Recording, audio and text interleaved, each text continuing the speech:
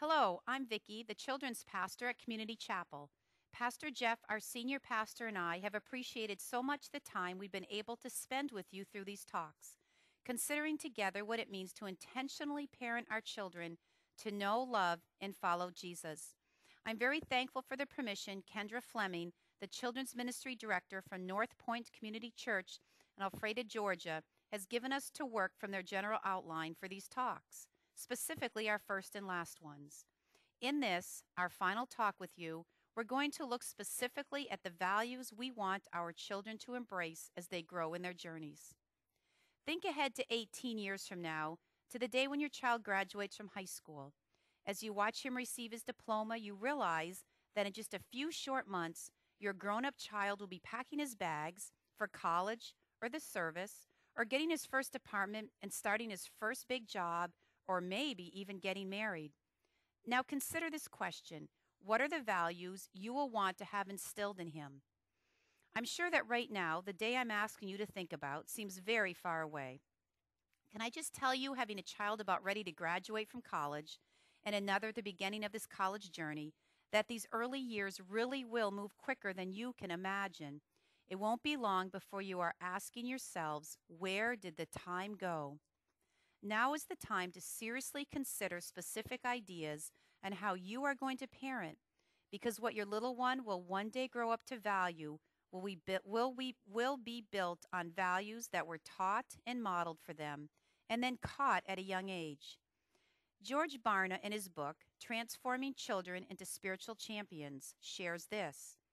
Research regarding all facets of moral and spiritual development shows that such development begins as early as age 2. The process then develops rather quickly. Social scientists have known for years that the moral foundations of children are generally determined by the time the individual reaches age 9.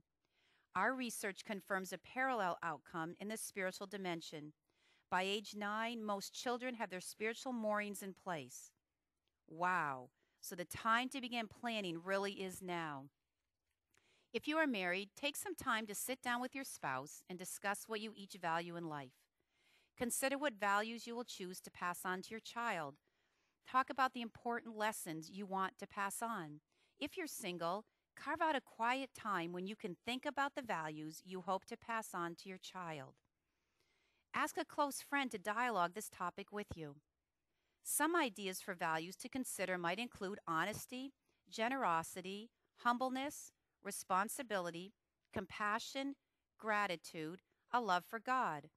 As you think about the values you want to instill in your child's life, also remember that as your child grows up, he will be watching to see if those values are ones you have as part of your lives too. As you have heard before, your actions will speak louder than your words. Then choose the top 5 values you want to have your child embrace. In doing this, you will have an intentional plan to help him live like Jesus. You also need to develop the habits you'll build into your daily lives that will help build those values into your child's life. Here are a couple questions to ask as you develop these habits. What choices are we making in order to have these values become part of our lives? Am I giving the best of my parenting time, effort, money, and planning to develop these values? Is the developing of these values receiving the most time on my family calendar? These are questions you will want to revisit often as you seek to instill your top 5 values in your child's life. Let me give you a couple examples of values and consistent habits you could develop. Remember, these are just examples, ideas to get you started. If compassion is going to be one of your family values, then what are you doing to touch others' lives in your home, your neighborhood, your community, around the world? If honesty is a value you hope to instill in your child, are you creating a safe place at home where your child can be honest even when he has done wrong? Are you sharing stories from the Bible and other literature that show the consequences of both dishonesty and honesty?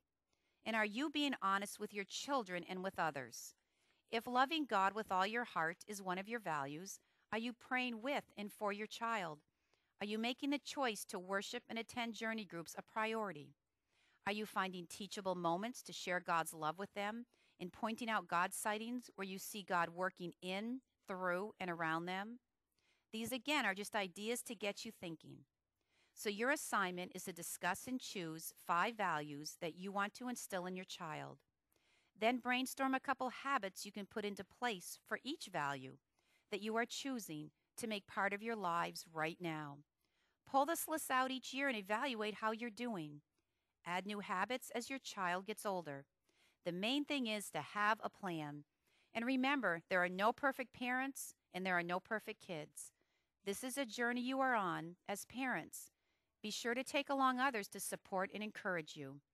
My prayer is that when the day comes, you're packing your child up for college or the service or that first apartment, that you can celebrate the reality that from the very beginning of her days, you taught her those things that matter the most.